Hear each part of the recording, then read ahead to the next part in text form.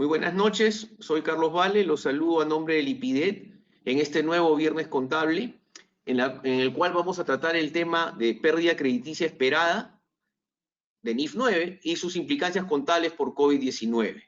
En esta ocasión tenemos el gusto de contar con la participación de Cristín Lizardo, líder del área de FRM de KPMG, y Sergio Elías, uno de los especialistas del área de Accounting Advisory Services de KPMG. Bienvenidos a ambos, un gusto tenerlos aquí. Por un pequeño problema del sistema, Sergio también está tomando ahí mi nombre, pero es Sergio Elías, por si acaso. Bienvenidos a este evento. Gracias. Gracias, Carlos. Bueno, buenas noches. Gracias, Carlos, por la presentación y también por la invitación. Bueno, el día de hoy vamos a conversar un poco, ¿no? Con relación a un tema a veces un poquito que escapa al expertise de los contadores, ¿no? Y por eso tenemos acá la participación de Cristín principalmente, que va a ser el foco de la presentación con relación a la pérdida esperada, ¿no? Este es un tema un poquito delicado a veces y que en la verdad en mi experiencia vemos que a veces no se toma de forma muy seria, ¿no? Con relación a su cálculo y a la relevancia que tiene este tema para las empresas, ¿no? No sé si antes de continuar, Cristín, con esta breve presentación, ¿quieres decir unas palabras? Bueno, buenas noches.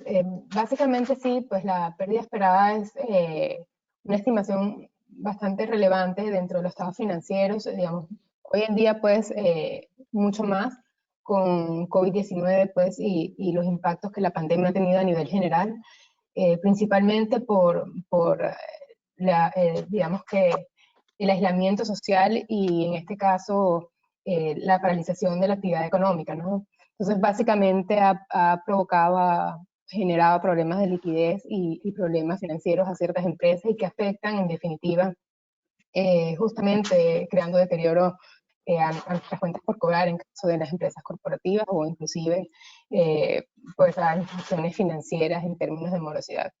Entonces, algo muy importante en este caso es, y me lleva a colación justamente a un desafío de supervivencia, y es la lámina siguiente que le queremos presentar, justamente por Charles Darwin, y donde indica que las especies que sobreviven no son las más fuertes ni las más rápidas ni las más inteligentes, sino aquellas que se adaptan mejor al cambio. Y justamente COVID-19 y la pandemia nos ha llevado a adaptarnos, por supuesto, como saben, y estamos ahorita de forma virtual, adaptarnos en modos de trabajo, pero a su vez adaptar el negocio a las distintas realidades y a los impactos que nos pudiera llevar. Y la pérdida esperada no se escapa de ello.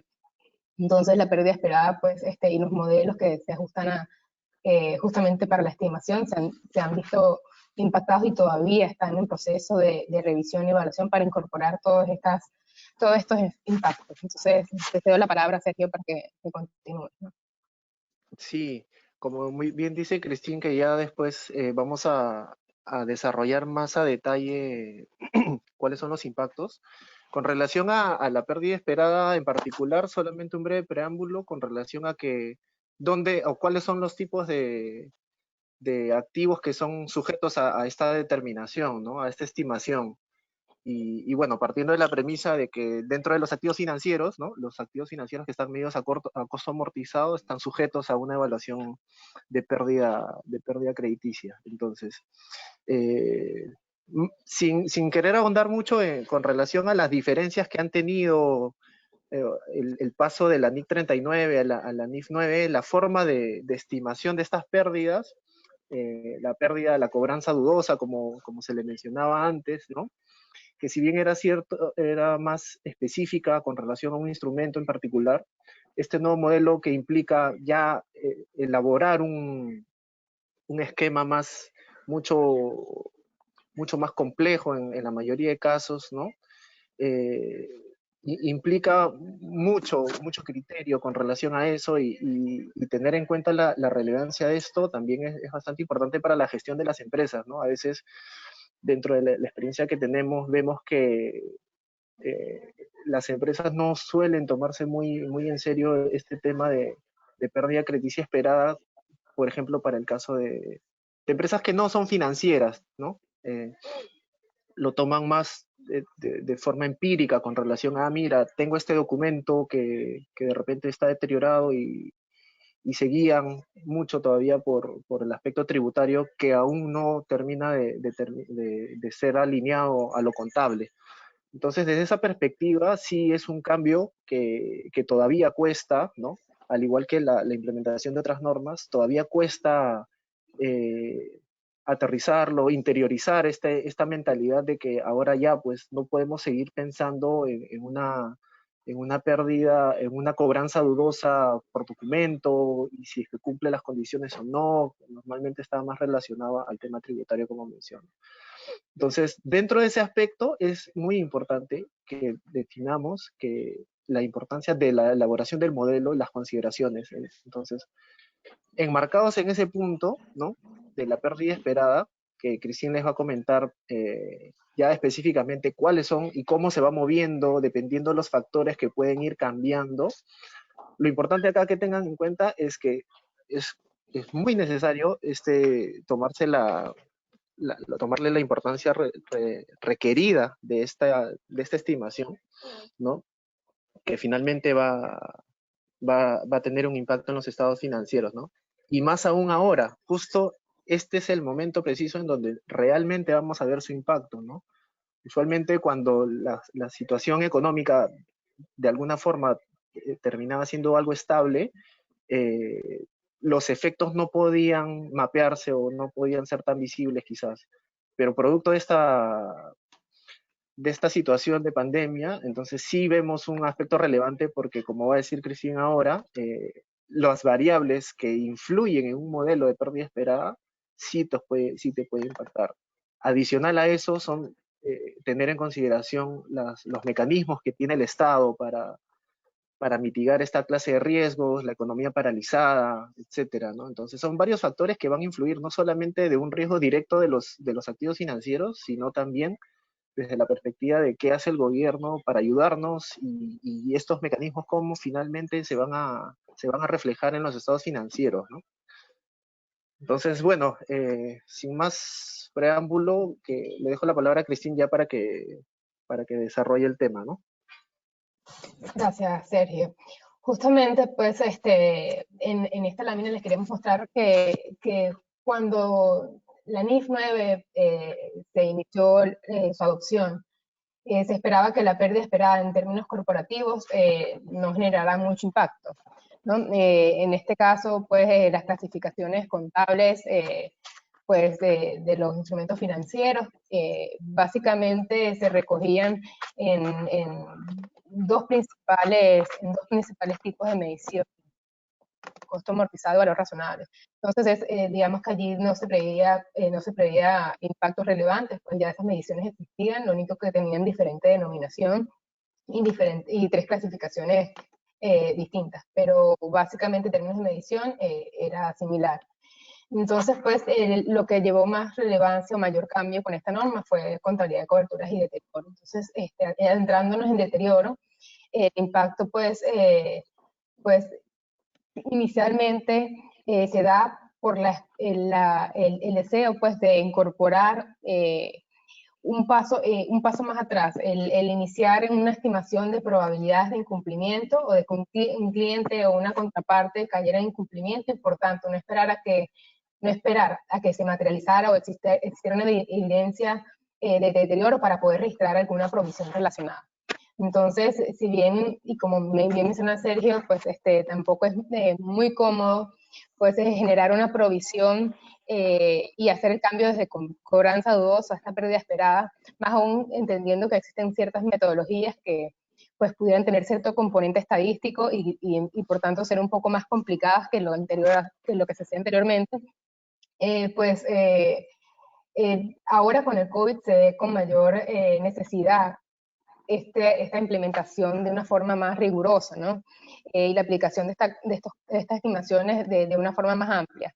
Porque entonces ahora necesitamos prever necesitamos estar un poco más adelante, justamente porque no conocemos la realidad de nuestros clientes, aun cuando estamos tratando de estar cada vez más cerca y mediante estas tecnologías pues, virtuales, tratando de ver cuáles han sido sus problemas para poder nosotros tener una certeza un poco más de nuestras previsiones de liquidez, ¿no? Y de nuestras probanzas de corto plazo, en el caso de cuentas por cobrar.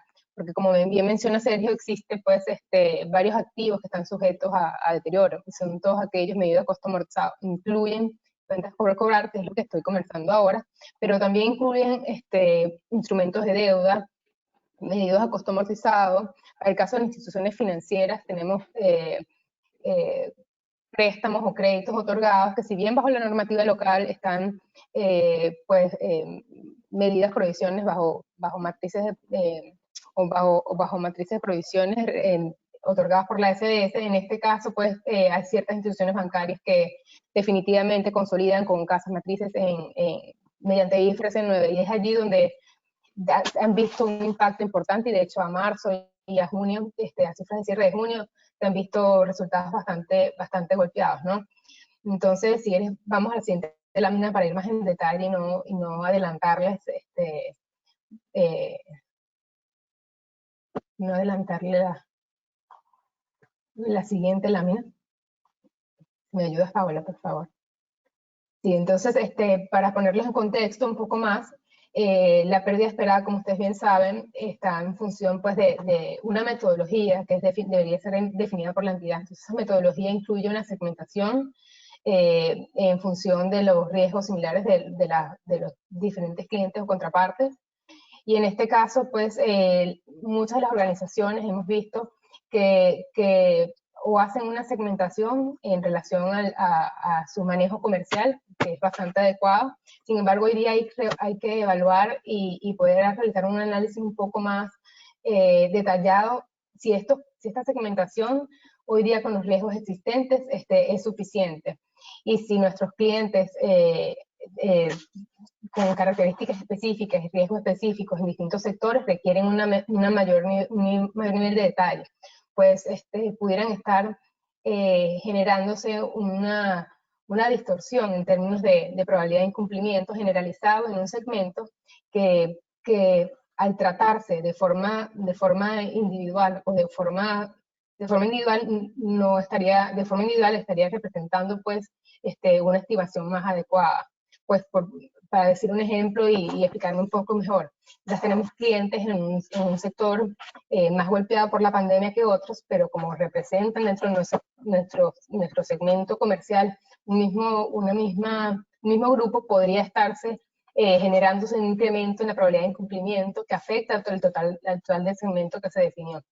Entonces la idea es que esta pérdida esperada esté más ajustada a la realidad pues, y a las expectativas de esos sectores en los cuales están nuestros clientes. Entonces, básicamente, pues, se define esa segmentación, los enfoques a utilizar, por supuesto, para cuentas por cobrar se permite enfoque simplificado para aquellas cuentas o activos financieros que tienen un plazo superior en años.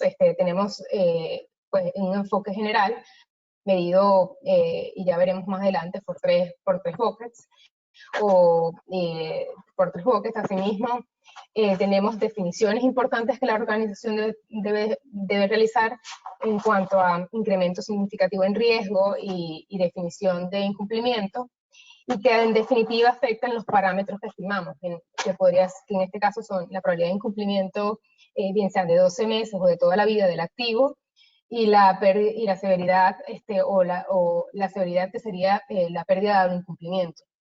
En este caso, ¿cuánto perderíamos en caso de que el cliente te caiga en incumplimiento? Y hoy día, pues con el tema de pandemia, el tema COVID, justamente los gobiernos están otorgando ciertos alivios, y en algunos casos ciertas garantías que podrían reducir justamente esa probabilidad de pérdida y esa pérdida dado el incumplimiento. Y la exposición que viene dada, por supuesto, en el caso de las cuentas por cobrar por el saldo que mantiene la cuenta, y en aquellos que son de más largo plazo y pudieran tener un componente de financiamiento como tasa de interés, esa exposición se podría ver afectada. E inclusive bajo el contexto de alivio y préstamos de gobierno, mediación reactiva, etcétera, pudiera verse afectado la tasa que se aplicaría a esta exposición, ¿no? Entonces, si quieres, vamos a la siguiente lámina para continuar.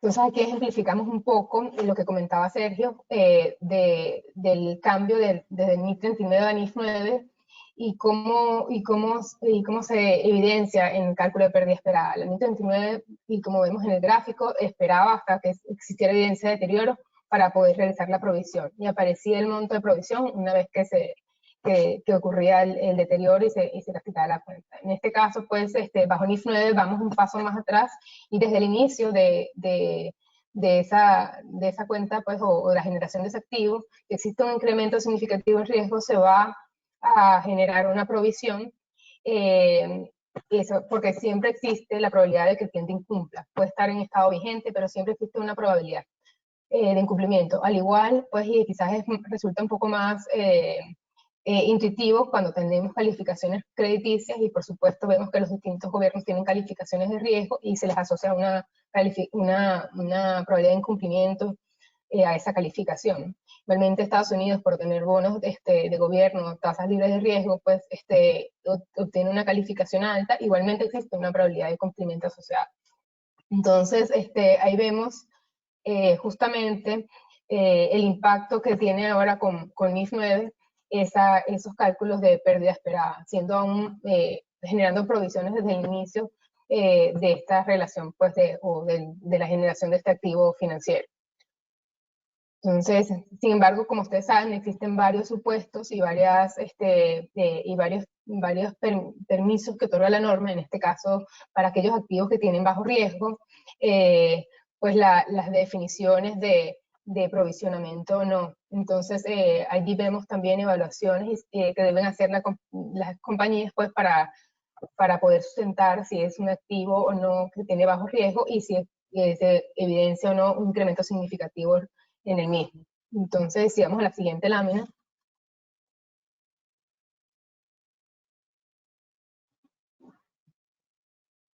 Esto es un poco lo que les comentaba, justamente el enfoque que la compañía decide utilizar para sus activos financieros, mucho depende de sus características. Para el caso del enfoque general, se utilizan 3 estados o 3 buckets, como lo mencionan, o 3 cubetas. Pues, en este caso, una primera en el cual existe una pérdida esperada para los 12 meses de la vida del instrumento, y luego se establece un incremento significativo en el riesgo y pasaría a un segundo estado, y un cálculo de una pérdida esperada para toda la vida.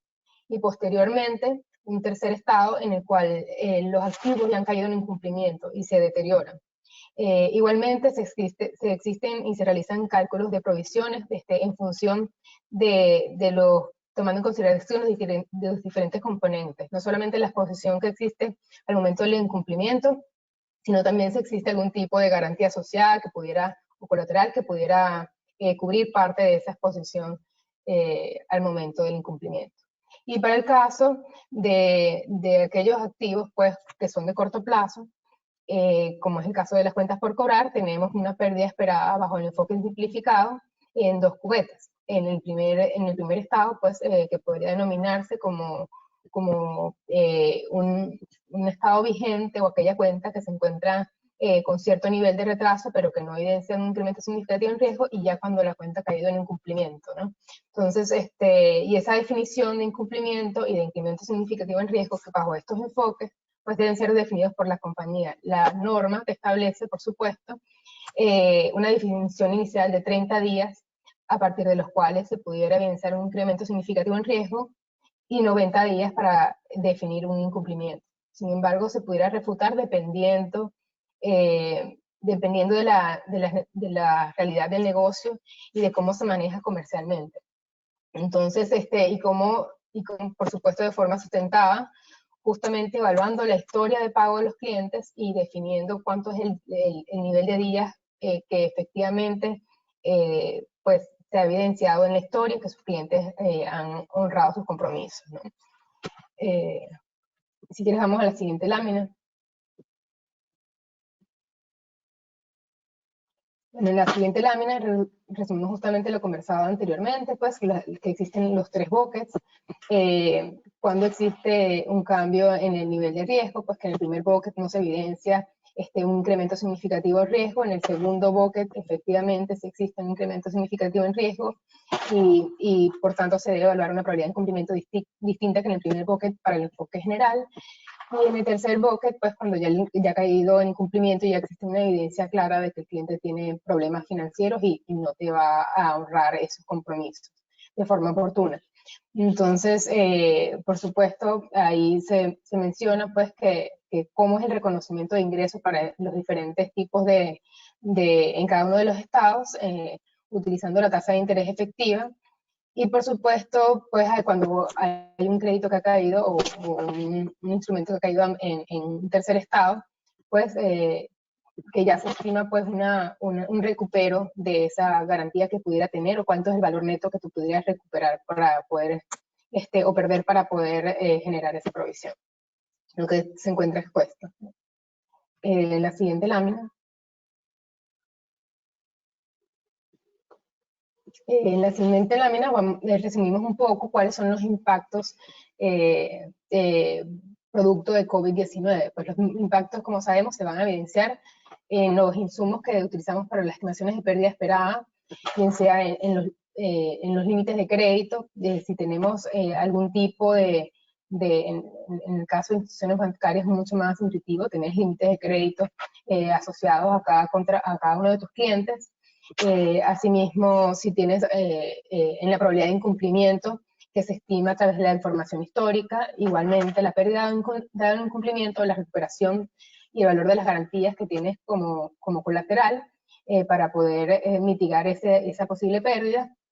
Y que también son evidentes desde el punto de vista corporativo en cuentas por cobrar. Existen varios colaterales que en algunos sectores se establecen, o inclusive seguros que se contratan para poder mitigar esa pérdida que pudiera existir, ¿no?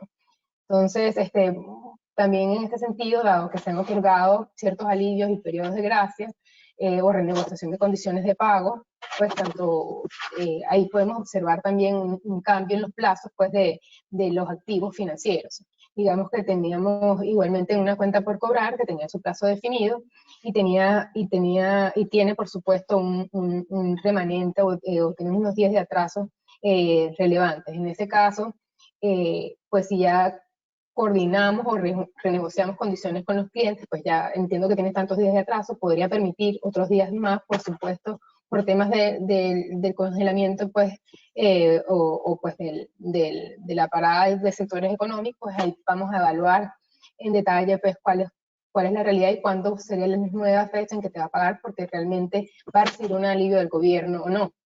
Entonces, digamos que esas consideraciones específicas no la vemos en una data fría, sino a través de las consideraciones con los clientes, y es necesario llegar a ese nivel de detalle para poder hacer cambios en nuestros modelos. Los modelos ahora van a requerir muchos ajustes, y en este caso también van a requerir revelaciones en estados financieros. Esos ajustes deberían ser sustentados, por supuesto, y los auditores van a tener hoy día unos retos importantes en ese sentido. Porque, digamos, por supuesto las compañías se van a ver ahora en la necesidad de evaluar justamente cuáles son las variables o cuáles son los cambios que deberán incorporar y tomando en consideración justamente las nuevas expectativas económicas. En muchos de los casos, la pérdida esperada se ha estimado bajo metodologías un tanto sencillas, digamos como prácticas, unas prácticas un poco menos elaboradas, pues tenemos hay empresas que no son tan grandes, pues que tienen limitado el número de clientes.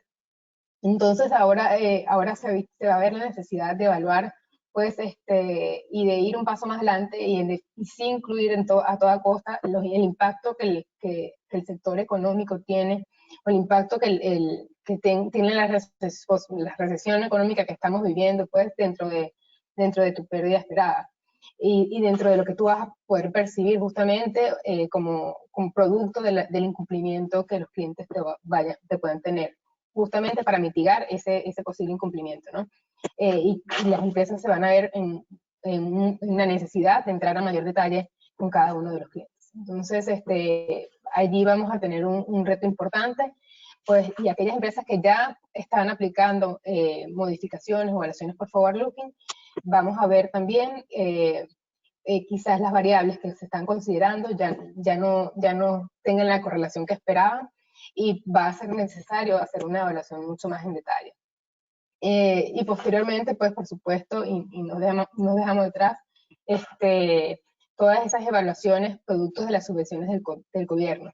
Digamos, en algunos casos, muchos de los clientes pues, corporativos van a otorgar, y tenemos que saber si realmente van a recibirlo y van a ahorrar con nosotros, digamos, con las empresas, justamente las obligaciones que tienen, ¿no? Entonces, si quieres, vamos a la siguiente lámina.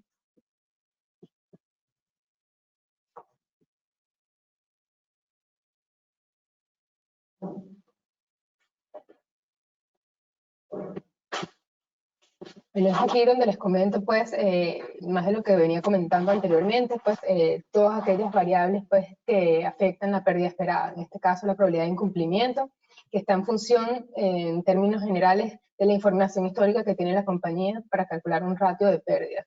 Existen varias metodologías realmente.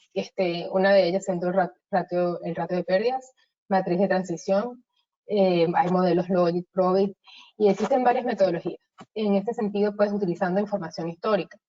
Y por supuesto, el tema, pues, de las medidas de alivio, los acuerdos comerciales que pudiéramos tener con nuestros clientes ahora, va a afectar esta PD. Vamos a ver que se va a ver incrementada, por supuesto.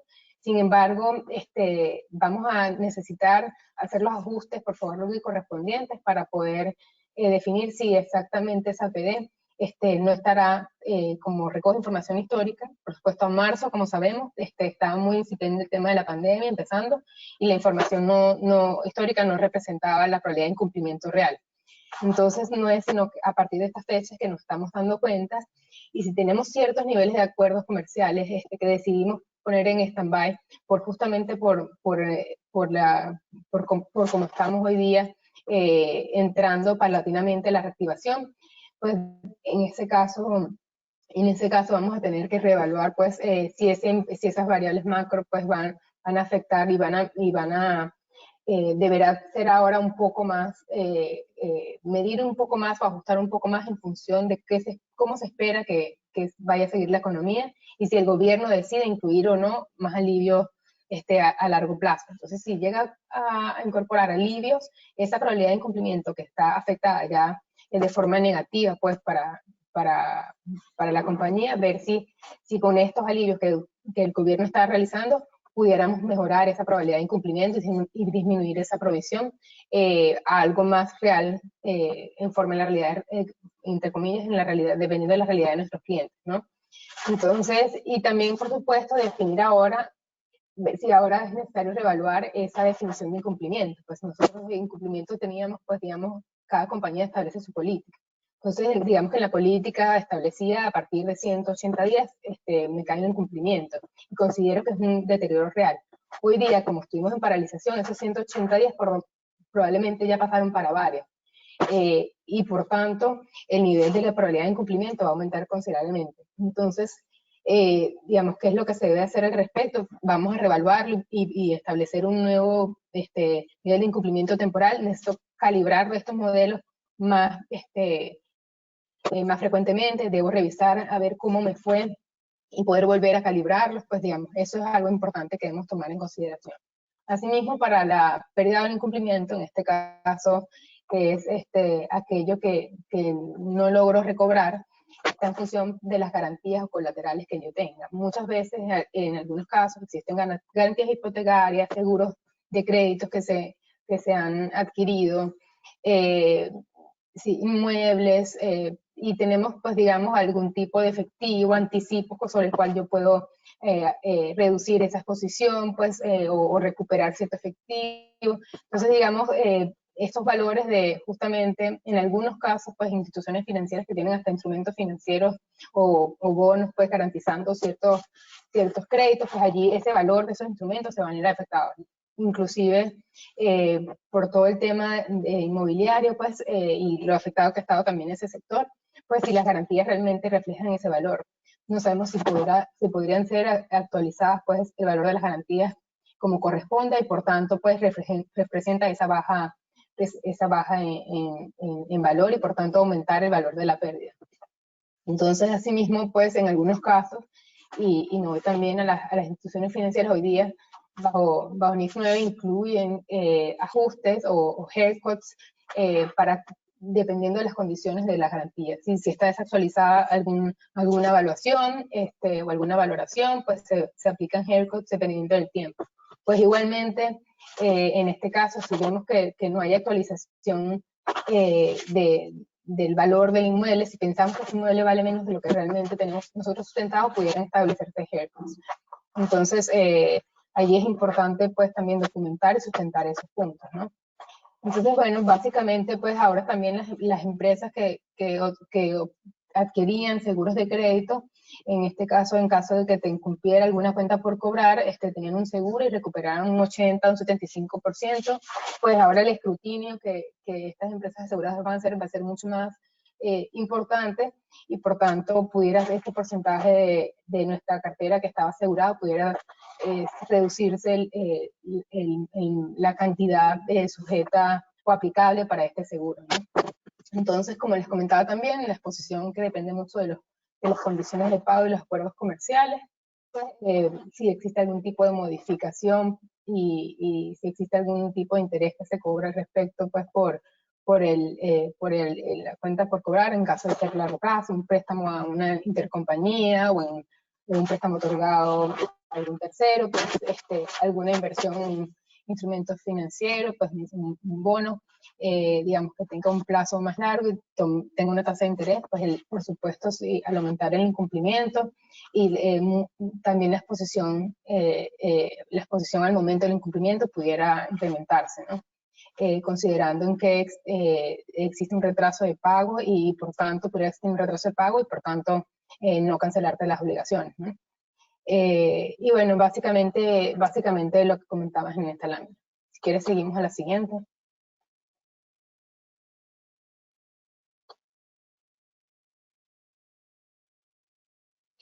Aquí un poco pues entramos en detalle también en los cambios de estado para aquellos instrumentos de largo plazo.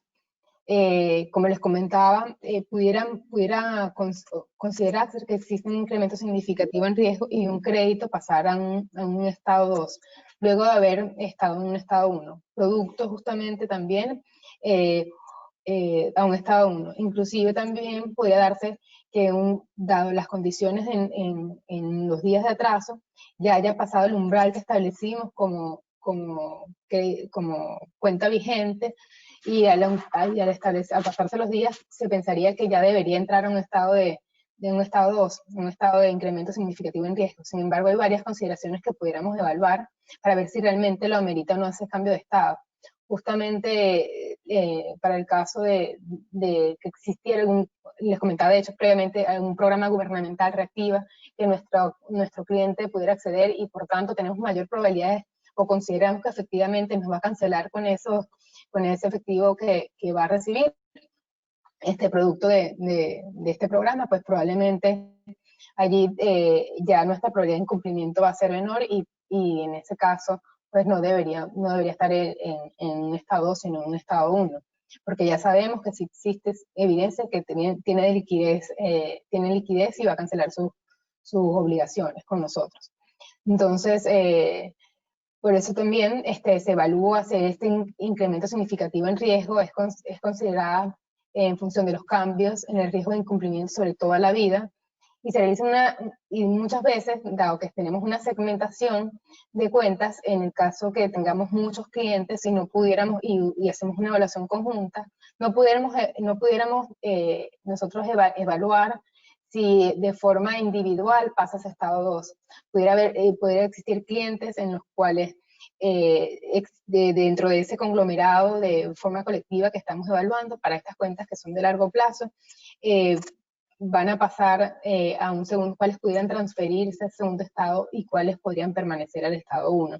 Y quizás dentro de una evaluación más granular, más hacia individual, cliente por cliente, podríamos definir que alguno de ellos no tocaba hacer un cambio en estado 2. Entonces, de allí es importante pues entrar al detalle de cada una de nuestras segmentaciones y evaluar cada caso de cada cliente para que pudiera, digamos, de forma adecuada reflejar digamos, ese estado en el que debería estar y, por supuesto, esa estimación de provisión correspondiente. Si quiere, pasamos a una siguiente lámina. Entonces, justamente lo que les comentaba, ¿qué ocurre cuando existen periodos de gracia otorgados digamos, por las instituciones o que el Estado te pide otorgar periodos de gracia? Pues entonces puede ser que las características particulares de la contraparte no sea que exista un incremento significativo, sino que básicamente, como a modo general se dio periodos de gracia, la contraparte decidió acogerse y por tanto no pagó porque no tenía capacidad de pago, sino que realmente sigue manteniendo un estado, podría haber estado en un estado vigente y no aumentar sus días de atraso, pero decidió acogerse a ese periodo de gracia y por tanto pues no debería estar en un estado 2, sino en un estado 1. Sin embargo, hay otros clientes que a pesar de que se acogen a ese periodo de gracia, sí se ven afectos aún o se ven impactados por la pandemia y en este caso sí van a incumplir. Entonces yo creo que esto es bien importante porque de los clientes que pudieran estar congelados o optados de forma global y todos encasillados en un mismo tipo un mismo tipo de asistencia, un mismo tipo de asistencia para poder aliviar un poco la crisis, otorgando estos periodos de gracia. Quizás no me pagues por estos 2 meses, págame posteriormente. En ese detalle probablemente hay clientes que les fue, digamos, que no presentan un incremento significativo en riesgo y que sí pudieran estar considerados en estado 1. Y es de allí donde tenemos que evaluar, porque posteriormente cuando termine el periodo de gracia, algunos definitivamente van a caer y no van a pagar. Entonces estado 2 finalmente van en estado 3. Y si los consideramos, sin embargo, es muy importante sustentar y evaluar, hacer la evaluación correctamente, porque si están en estado 1 y lo dejamos allí pensando que no se van a ver afectados, muy probablemente luego que veamos termine el periodo de gracia, me van a caer en cumplimiento y definitivamente van a haber una caída precipitosa desde el estado 1 al estado 2 y al estado 3. Es la siguiente lámina.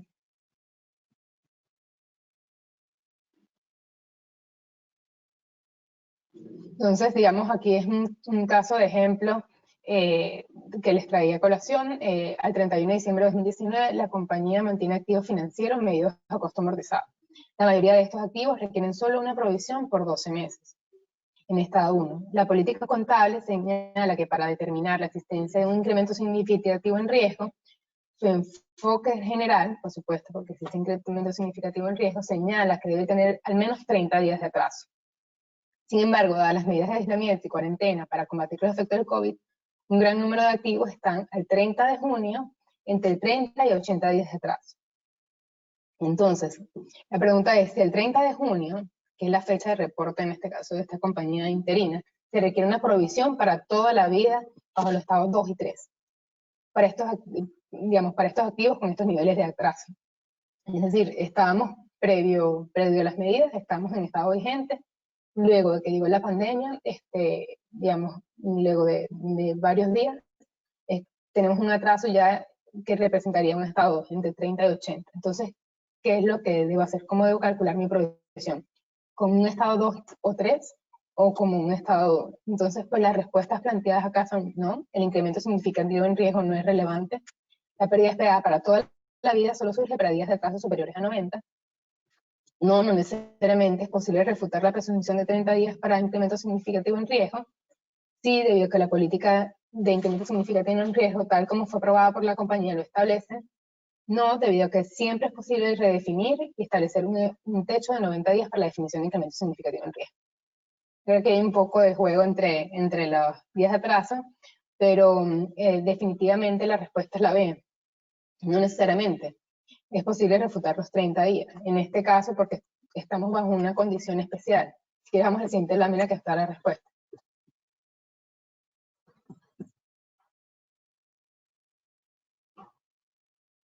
Entonces, bajo NIF 9 nos preguntamos si ha existido un incremento significativo en riesgo. Si la respuesta es sí, entonces el activo, por supuesto, debería transferirse de un estado 1 a un estado 2 o 3. Sin embargo, dado que en esta condición general, solamente conocemos que tienen días de plazo de 30 y 80 días, pero no las condiciones específicas del cliente, se podría refutar la presunción de los 30 días.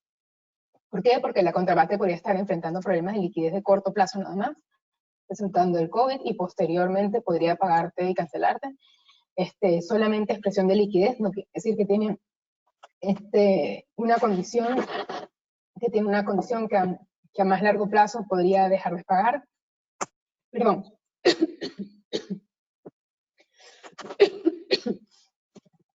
Bueno, la compañía tiene información razonable y sustentable de que la contraparte resistirá sin asistencia del gobierno, perdón.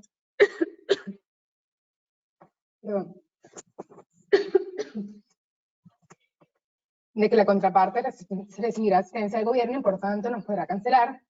Entonces son pasajeros problemas de liquidez que tiene. Y bueno, no existe ningún otro indicador de incremento significativo en riesgo de forma individual para la contraparte. Entonces, por eso es importante tener información completa y sustentable que corrobore el análisis que estamos realizando. Como vemos, digamos, los días de atraso, de hecho, son una medida rezagada de incumplimiento.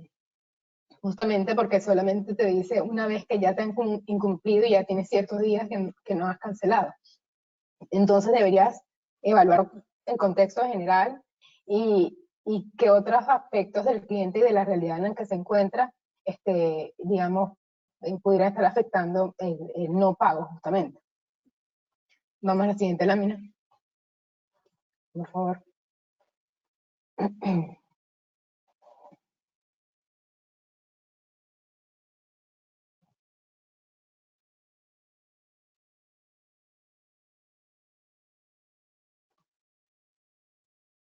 La siguiente, creo que se quedó congelado.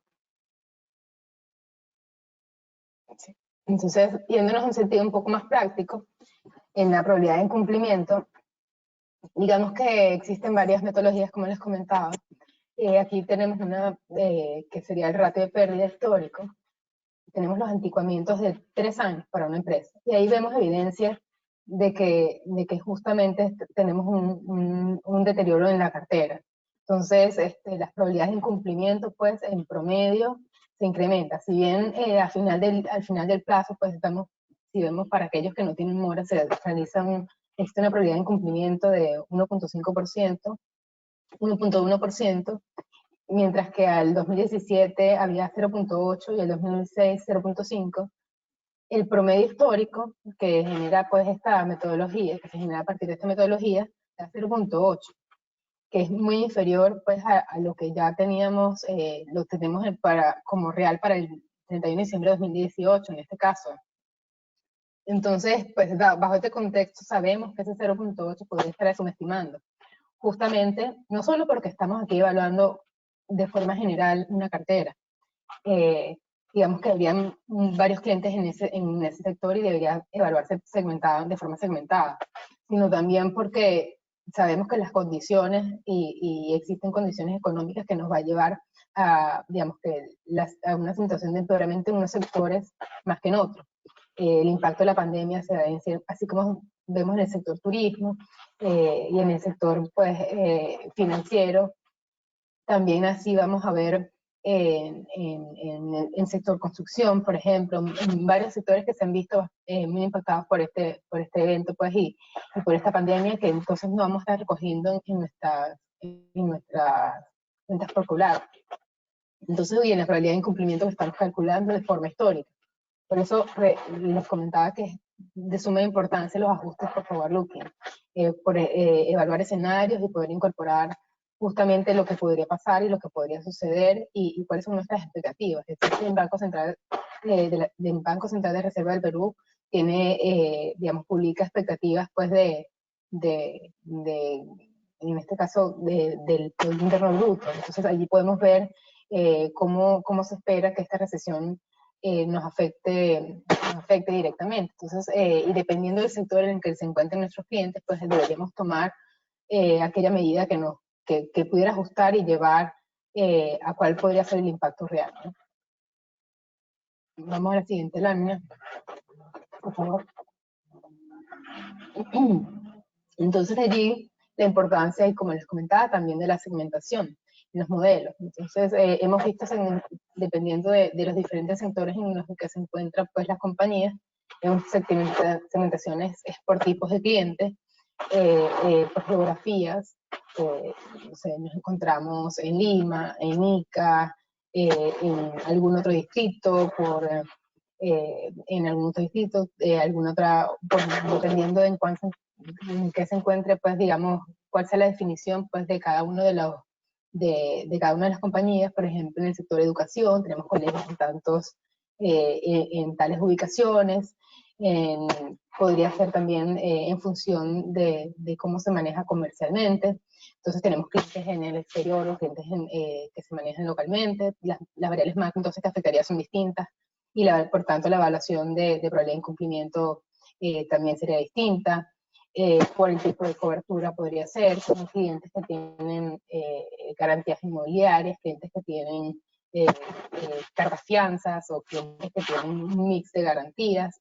Entonces, pues allí podría yo evaluar de forma separada esos clientes y poder establecer allí una LGD diferenciada, o pérdida de cumplimientos diferenciada. Igualmente, por sector económico, vital en estos casos, que tenga clientes que forman principalmente del sector transporte, clientes que conforman el sector consumo masivo. Entonces allí evaluamos, pues, cuál es el sector económico y cuál ha sido el impacto que ha tenido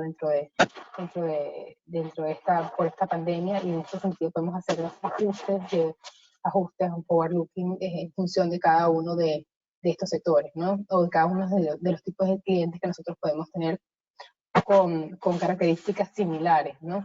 Y que por ello conforman un segmento. Entonces, y bajo COVID-19, por eso cada vez genera mayor importancia el estar ajustados a la norma y poder incorporar pues todos los elementos que nos requiere y que nos apoyarían en una provisión mucho más adecuada, ¿no? Y vamos a la siguiente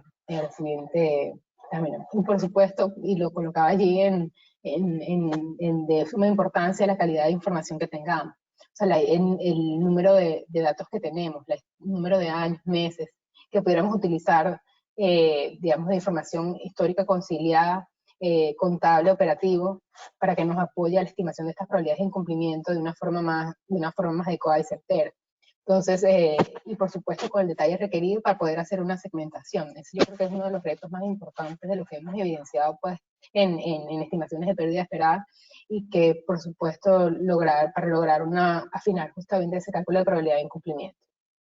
En la siguiente lámina.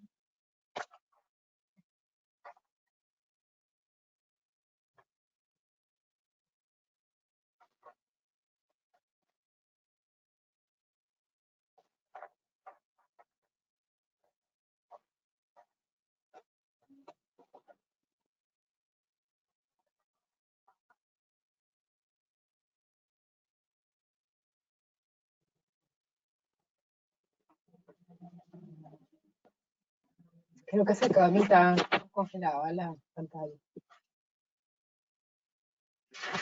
La siguiente lámina, vemos, digamos, el impacto de forward looking, en este caso de las proyecciones, los esperados pues, de crecimiento de la economía, y el requerimiento de actualización de estas expectativas a lo largo del tiempo. Pues, hoy día pues conocemos cómo estamos, digamos, en términos digamos, luego de esta paralización, digamos que en marzo teníamos una situación un poco diferente a la que tenemos ahora, y si bien nos hemos reactivado poco a poco, todavía existe incertidumbre.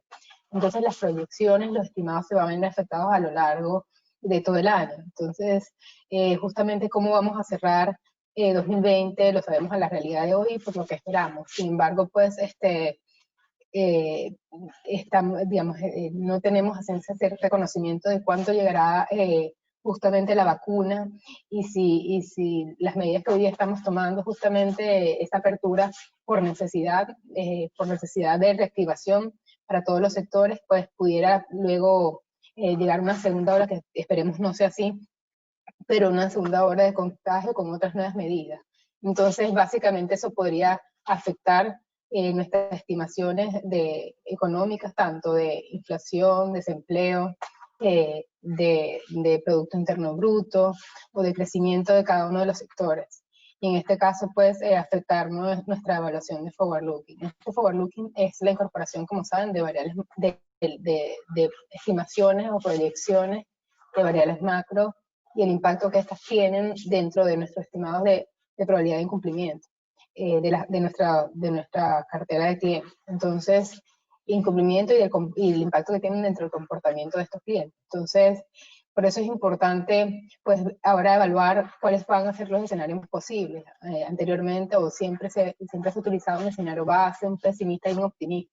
Entonces, y los pesos y las proporciones que se utilizan para cada uno de esos escenarios, pues depende de lo que consideremos que sea más probable.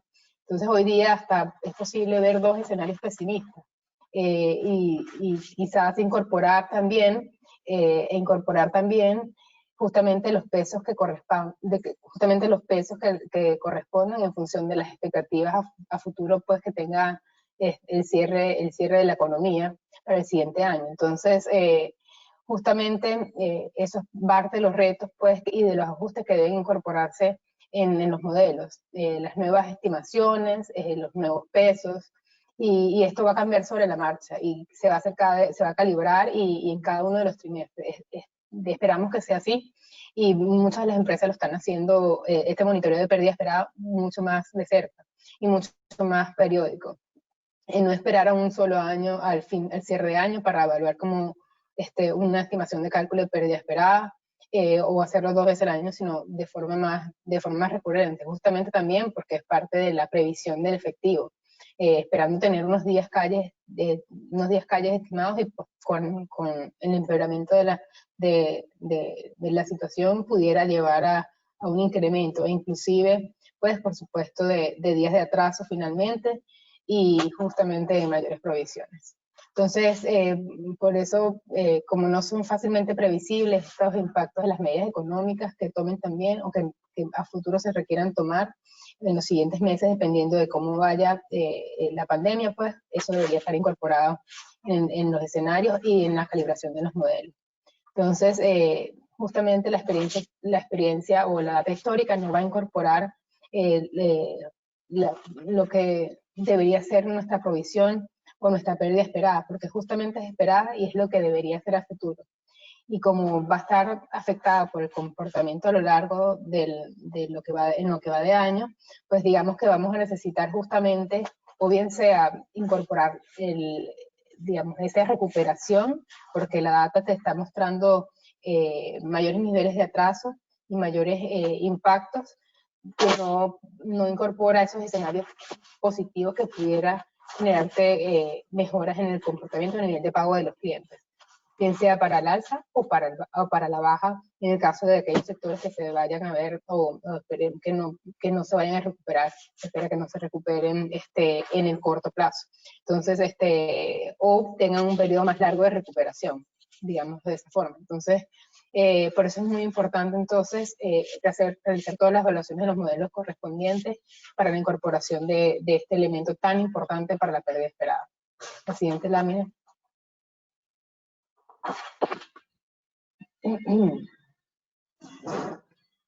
Sí. Entonces, bueno, como ustedes pueden observar, en esta lámina trataba justamente de presentarles cuáles eran las consideraciones, las variables que normalmente se utilizan para la evaluación de forward looking, como vemos, la tasa de desempleo, el Producto Interno Bruto, la tasa de interés, entre otras, dependiendo del sector en que nos encontremos y lo que pudiera afectar el comportamiento de nuestros clientes. Por su parte, también, como les comentaba, existen varios escenarios que se deben considerar: un escenario base, un escenario optimista, uno pesimista, pudiera existir 2 pesimistas, dependiendo de en qué lugar nos encontremos, pues en qué momento nos encontremos de esta pandemia, ¿no? Por consiguiente, pues, la importante es el análisis de los datos, la información histórica y la distribución. Como sabemos y les comentaba, esa distribución esa distribución pudiera cambiar en el tiempo y se pudiera ver afectada justamente por estos datos atípicos que tenemos ahora por temas de pandemia. Así que debe evaluarse pues, y realizarse los ajustes en data correspondientes para poder, o los ajustes o los juicios de expertos requeridos para poder tomar esa distribución normalizada o esa distribución tomando en consideración pues, los estadísticos que correspondan. Asimismo, pues, la cartera crediticia, por temas de segmentación, que es lo que le comentaban previamente, y pues evaluar los factores macroeconómicos que pudieran variar en el tiempo. Anteriormente habíamos hecho un análisis forward-looking para el cálculo de pérdida esperada, y que posteriormente pudo cambiar producto de este tema. Entonces ya lo que teníamos por relación entre la tasa de desempleo y nuestra tasa de incumplimiento, pues o nuestra probabilidad de incumplimiento ya no lo tiene. Entonces, pudiera haberse afectado, pues, y cambiar, jugar en contra, justamente, dentro de la evaluación de la relación entre variables producto de la pandemia. Entonces, habría que requerir la incorporación de una calibración, como les comentaba, justamente en los niveles de evaluación del modelo y del ajuste que se está haciendo, tanto para la afectación de la probabilidad de incumplimiento o la afectación de la pérdida de un incumplimiento. Pues asimismo, pues el modelo econométrico anteriormente, normalmente, digamos, se establecen regresiones lineales para poder establecer esa correlación entre variables y una explicación de la pérdida, de la probabilidad de incumplimiento con la variable macroeconómica. Puede ser que ahora este modelo pues tenga especificaciones diferentes y se observen estadísticos que ya no representen una explicación y por tanto ya debamos modificar y reevaluar las variables, como les comentaba, y establecer niveles de confianza quizás diferentes. 90, 95%, 99%, cuál era el que utilizamos y cuál es el que queremos usar ahora. Entonces eso es parte de los temas que se están evaluando hoy día. Y tomando mucho más énfasis también en los estadísticos que se utilizaban para poder hacer los filtros de modelos que realmente ajusten a este cálculo de pérdida esperada. Y es lo que se indica pues al momento de testear los parámetros y poder estimar un modelo más ajustado, ¿no? Para incorporarlo en la estimación de pérdida esperada. Después podemos ir a la siguiente.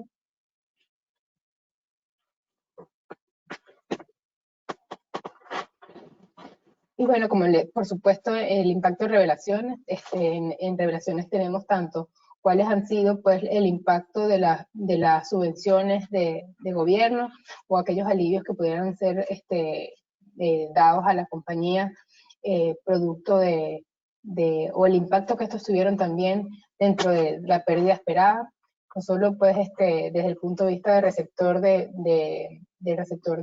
subsidio, sino el impacto que a nuestros clientes, que en mi pérdida esperada tuve, porque los clientes pues recibieron esa subvención. ¿Cuál pudo haber sido el efecto? Es importante saber identificarlo y poder revelar. Así cualquier cambio en políticas contables o en las técnicas de estimación, qué cambios hicimos en el modelo, qué calibraciones hicimos, digamos, tomamos una presunción refutable, pues al final decidimos hacer transferencias entre estados. Estas transferencias entre estados son importantes porque también afectan la PD, pues que es aplicada a esos clientes que se encuentran en esos estados. Entonces, pues, y por supuesto, digamos, cualquier dificultad o retos financieros que surgieron de COVID-19 para estas estimaciones y cómo lo hemos evaluado en el tiempo, ¿no? Entonces, hay muchos juicios de expertos que se debe aplicar, pues, tanto en el análisis de la información como en las estimaciones, en hacer las segmentaciones adecuadas y en establecer, pues, esas técnicas que nos permitan ajustar esas tasas de incumplimiento por escenarios y posibles cambios, pues, económicos y recesión que vamos a vivir, ¿no? En el la siguiente lámina.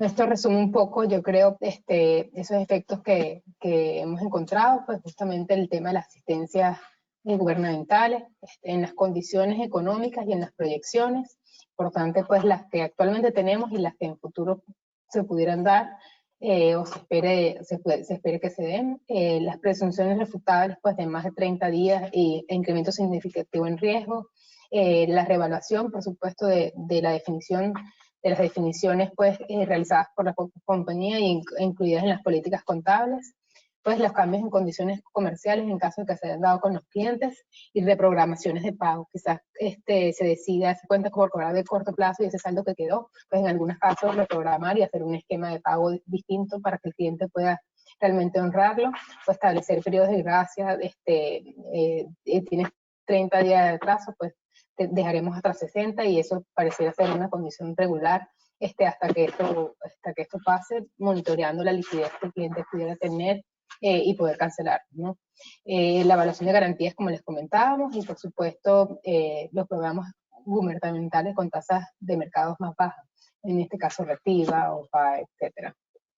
Cambios en condiciones económicas, reflejado por los escenarios, lo que les comentaba previamente, y las revelaciones pues, de juicios de expertos, presunción refutable y todos los temas anteriormente revisados, ¿no? En la siguiente lámina.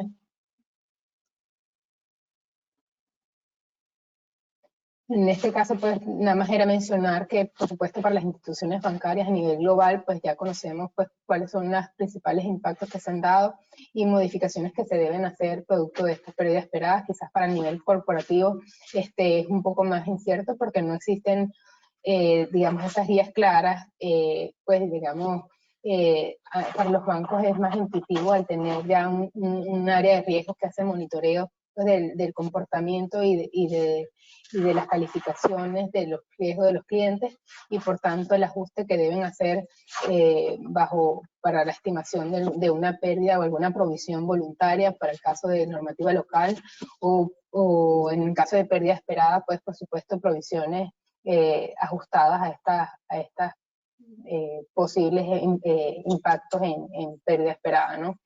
Entonces, para el nivel corporativo, pues no es que existe alguna publicación más allá de la que IFRS realizó en marzo de 2020, pues, y por tanto, pues existen lineamientos muy generales. Entonces, queda como de evaluación las metodologías, y que son varias, y la norma no te dice exactamente qué metodología usar, entonces, y cómo debes reevaluar esos cambios, esos modelos, ¿no?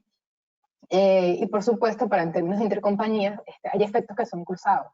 Digamos que tenemos, no solamente hablo de préstamos y de préstamos entre subsidiarias, en el cual el padre podría estar otorgando cierta garantía. Entonces, digamos que el padre ahora se vio afectado, digamos la casa matriz se vio afectada, entonces por tanto se cambian los esquemas de garantías que otorga. Entonces, en vez de una garantía total podría ser una parcial, etc. Y esto pasa no solamente para préstamos intercompañías, también podría ser un instrumento financiero, algún bono que tuviera alguna garantía de alguna casa matriz, de alguna casa matriz, y la garantía, y ahora la casa matriz tiene dificultades financieras, pues. Asimismo, a nivel corporativo, podemos tener clientes en el exterior, las medidas en el exterior son distintas, y son en ciertos sectores distintos o el impacto en ciertos sectores distintos que el que he tenido en Perú, pues entonces esos clientes pues van a tener un impacto distinto. Finalmente, pues aquí tenemos cómo pudiera impactar justamente esas subvenciones o asistencias del gobierno, que en este caso, en el caso de Reactiva, podría reducir el riesgo de incumplimiento de las contrapartes, y pues sin reducir esa pérdida esperada de quienes han tenido ese alivio, ¿no? Y por supuesto tiene impacto tanto en el incremento significativo en riesgo, la probabilidad de default y la pérdida del incumplimiento.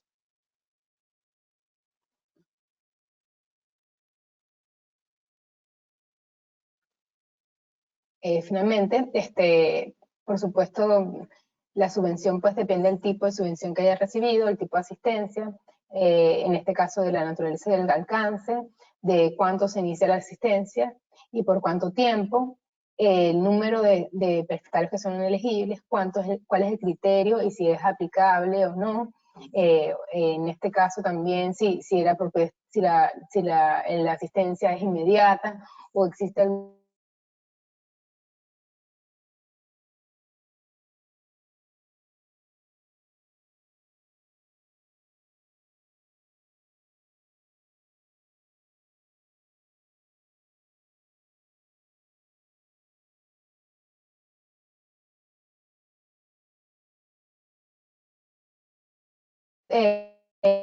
y por supuesto la disponibilidad de fondos públicos para proveer ciertas asistencias a futuro.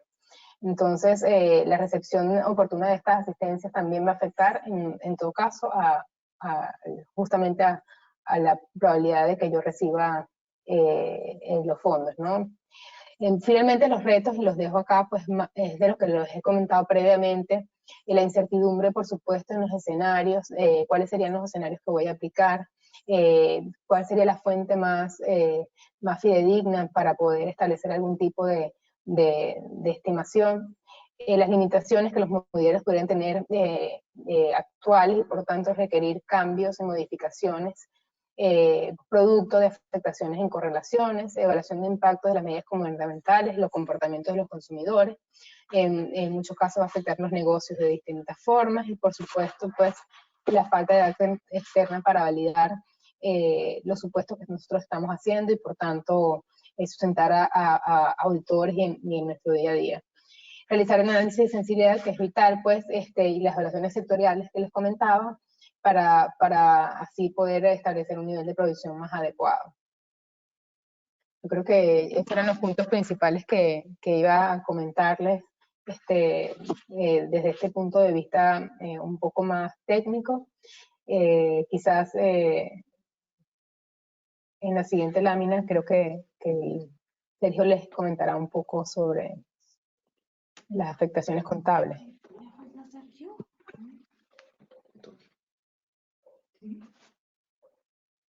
Hola, ¿sí me escuchan? Adelante, Sergio. No. Sí, Y adelante. a ver, ¿Quieres seguir a bueno, la siguiente? básicamente, sí, básicamente ya para resumir un poquito, ¿no? El tema a nivel contable, ¿no? Que mencionaba Cristín, ¿no?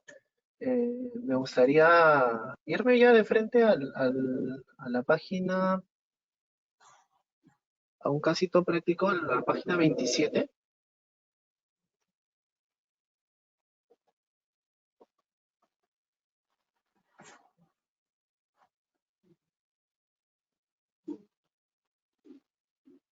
Ahí, básicamente no es tanto para ahondar en el tema, eso es como un breve resumen del entregable que tenemos, que vamos a obtener de parte del equipo de FRM, de riesgo de crédito, ¿no? Como le quieran llamar, o de los especialistas que determinan estas estimaciones.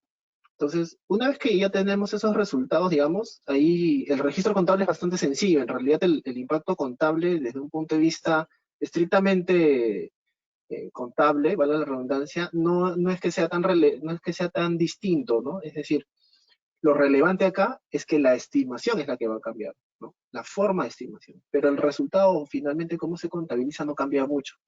Ahí vamos a ver, por ejemplo, en un caso de una pérdida esperada, ¿no? En un escenario donde existe una pérdida de crédito esperada por 12 meses, ¿no?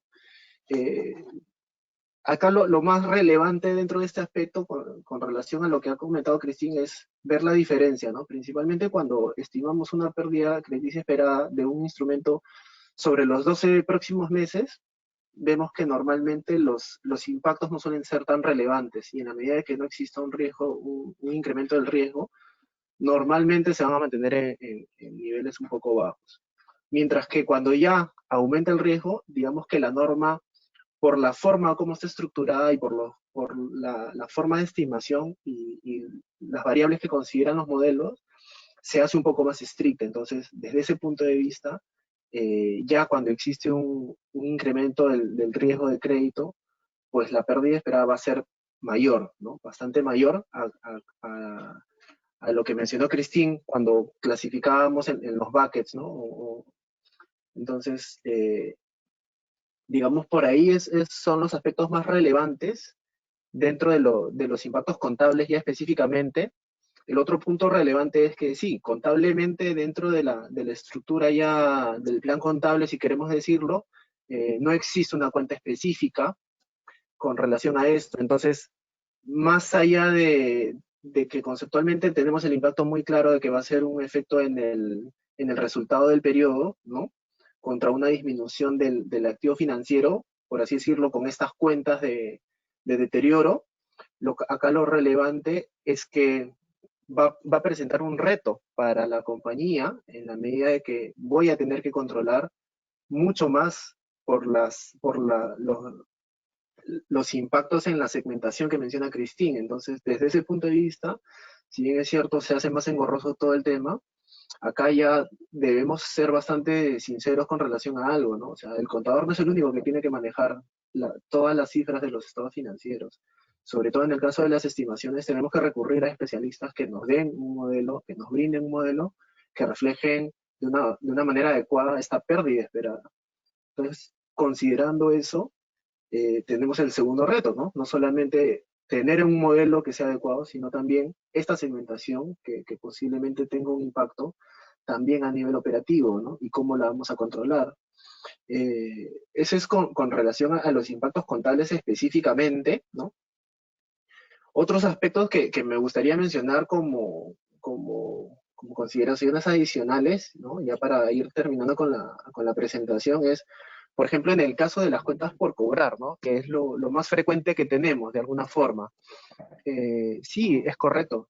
Tienen que estar sujetas a una estimación de pérdida esperada.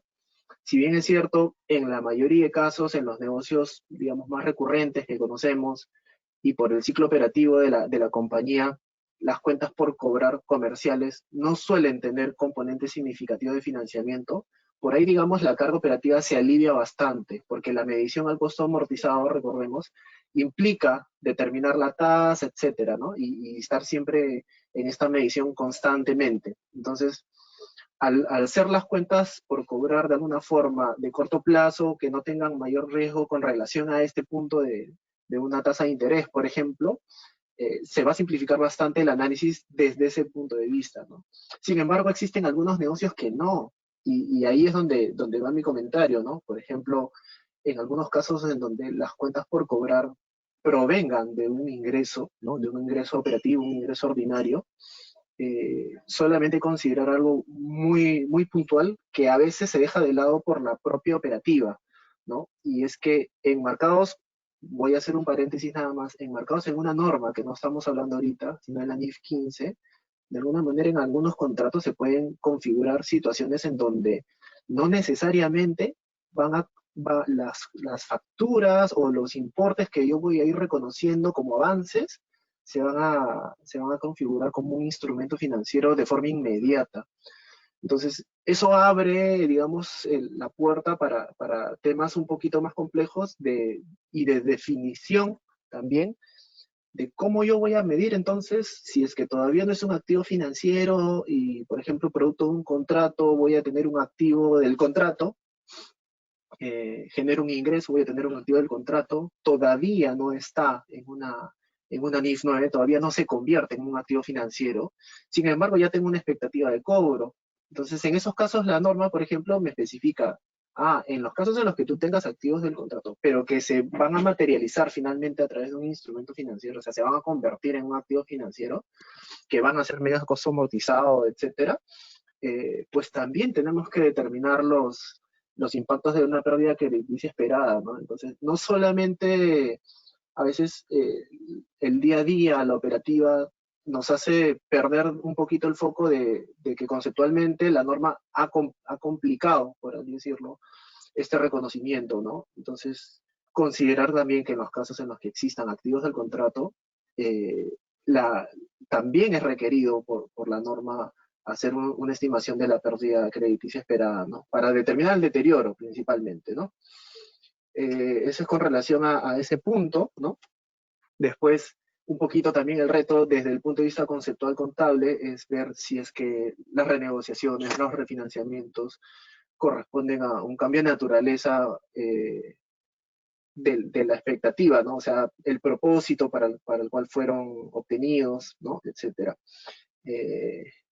Y bueno, básicamente esos eran los últimos alcances que quería mencionar, ¿no? Creo que con eso concluimos la presentación. No sé si, creo que me parece, viene la ronda de preguntas, me parece, ¿no? Sí, Sergio, bueno, Cristín, Sergio, muchas gracias. Tenemos poco tiempo, pero aquí voy a mencionar unas preguntas que me han llegado. Una dirigida a Christine se refiere a si el modelo de pérdida crediticia esperada aplica a cuentas por cobrar entre entidades relacionadas. Sí, se aplica. Pues igualmente, ¿me Ahora sí. escuchan? Sí. Sí, aplica entre relacionadas, pues justamente depende también del grado en que la casa matriz pues tenga apoyo para alguna de ellas, ¿no? Y finalmente siguen siendo cuentas por cobrar. Si están en sectores diferentes y una se ve más impactada, siempre existe una probabilidad de incumplimiento asociada, ¿no? Se aplica. Perfecto. Gracias, Cristín. Y otra cosa, esta medición de pérdida crediticia esperada, ¿se debe hacer solo con oportunidad del cierre del año o ahora en el entorno COVID se pide otro tipo de medición más recurrente?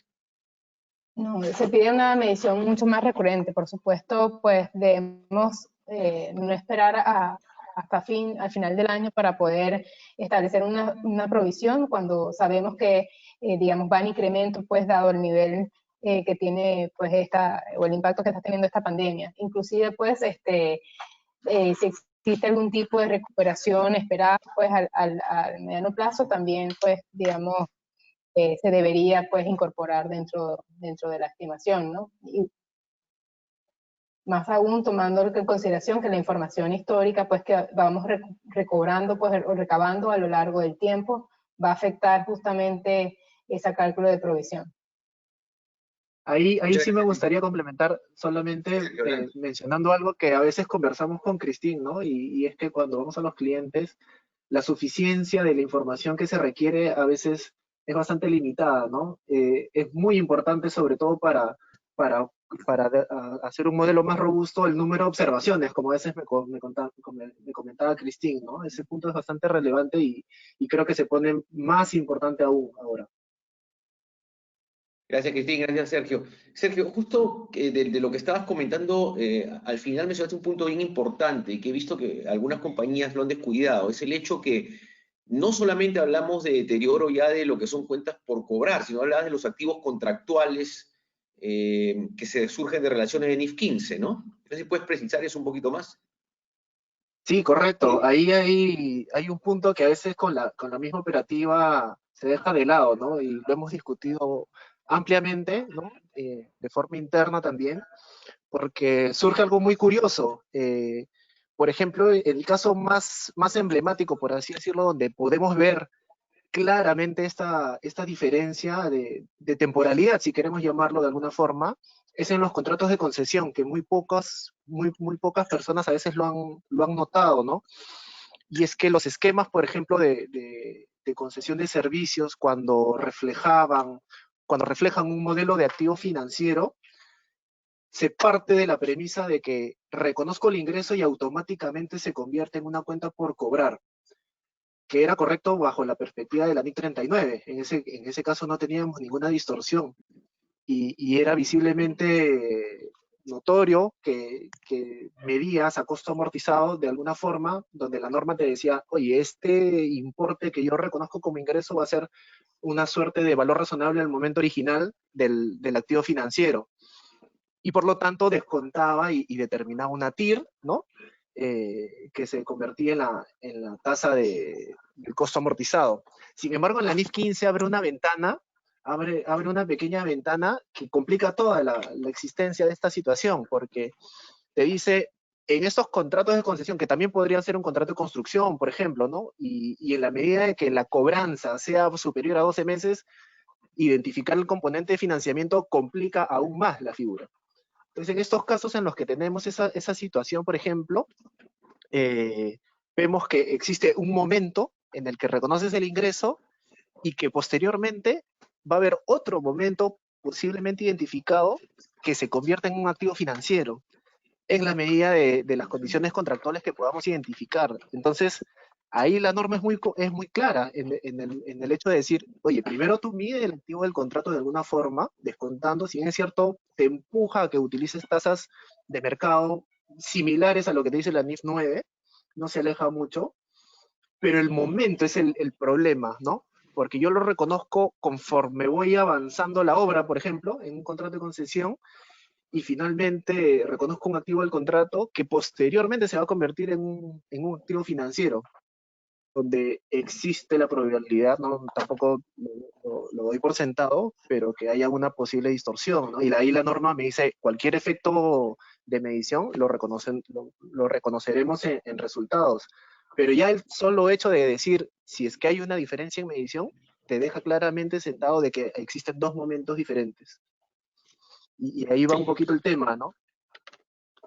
Sí, muy interesante, ¿no? Ahora las concesionarias que tienen, digamos, riesgo de demanda con esta suspensión que el Congreso dio del cobro de peaje, también ha creado otro asunto también para discutir, porque hay un derecho de cobro sobre, entendido que los contratos estaban protegidos constitucionalmente, ese es un tema también para que daría una larga conversación sobre concesiones, ¿no? Bueno, Sí, no, realmente y quería agradecerles a ambos. también ¿Sí, Sergio?